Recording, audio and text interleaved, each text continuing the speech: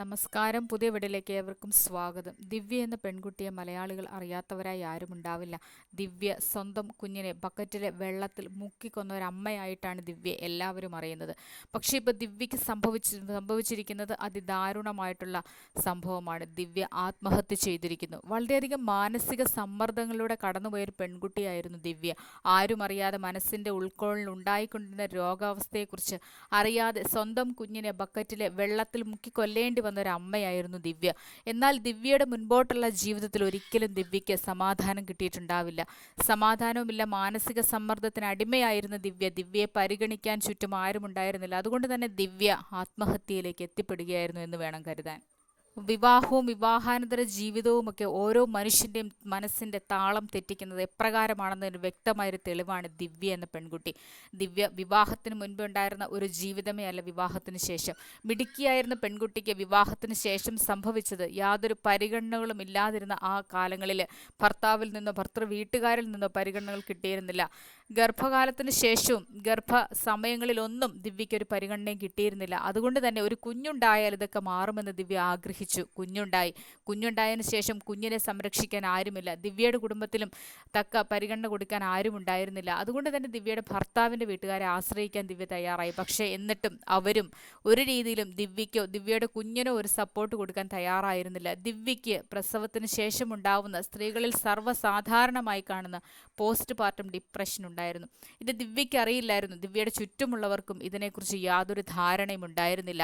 അതൊക്കെ നമ്മുടെയൊക്കെ ജീവിതത്തിൽ സംഭവിക്കുന്നതാണ്. ഒരു സ്ത്രീ പ്രസവിച്ചു കഴിഞ്ഞാൽ ആ സ്ത്രീക്കും കുഞ്ഞിനും പെട്ടെന്നുണ്ടാവുന്ന സ്ത്രീയുടെ ചില മാനസികാവസ്ഥകൾ കുഞ്ഞിനെ നോക്കുന്നതിലും കുഞ്ഞിനെ ശ്രദ്ധിക്കുന്നതിലുമൊക്കെ അത്രയ്ക്ക് പറ്റാതെ വരികയും മാനസികമായിട്ട് പലവിധ അവസ്ഥകളിലൂടെയും കടന്നു പോകുന്ന ചില സമയങ്ങളാണത്. ചുറ്റുമുള്ളവരാണത് മനസ്സിലാക്കേണ്ടത്. കുടുംബത്തിലുള്ള ഭർത്താവും ഭർത്തൃ വീട്ടുകാരും അല്ലെങ്കിൽ സ്വന്തം കുടുംബക്കാരോ കൂട്ടുകാരോ ഒക്കെ ചേർത്ത് നിർത്തേണ്ട സമയങ്ങളാണതൊക്കെ. പക്ഷേ ഇതറിയാതെ പോകുന്ന എത്രയോ സ്ത്രീകളുണ്ട്. ഈ ഒരു മാനസിക സമ്മർദ്ദത്തിൽ അടിമപ്പെട്ടു പോയിക്കൊണ്ടിരിക്കുന്നു.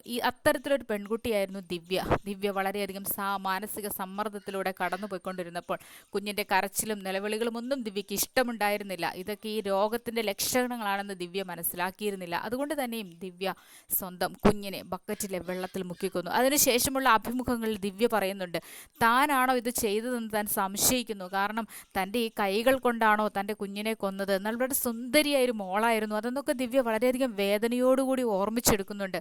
പക്ഷേ എല്ലാവരും മനസ്സിൽ വിചാരിച്ചിരുന്നു അതിനുശേഷം ദിവ്യയ്ക്ക് മാറ്റം വന്നിട്ടുണ്ടാവും, ദിവ്യയുടെ മനസ്സിൻ്റെ അവസ്ഥകളൊക്കെ മാറിയിട്ടുണ്ടാവുമെന്നാണ്. പക്ഷേ ഈ ലോകം അതിനൊന്നും അനുവദിക്കുന്നതല്ല. ചുറ്റുമുള്ളവരുടെ നോട്ടവും ചുറ്റുമുള്ളവരുടെ സംഭാഷണങ്ങളും ഒക്കെ ചേർത്ത് നിർത്തുന്ന രീതിയിലായിരുന്നില്ല. ദിവ്യയെ പരമാവധി അവഗണിച്ചുകൊണ്ട് കുറ്റപ്പെടുത്തിക്കൊണ്ടുള്ള ജീവിതമായിരുന്നു ദിവ്യയ്ക്ക് സംഭവിച്ചത്. ദിവ്യ പല രീതിയിൽ ജീവിതം മുന്നോട്ട് കൊണ്ടുപോകാനായിട്ട് ശ്രദ്ധിച്ചു.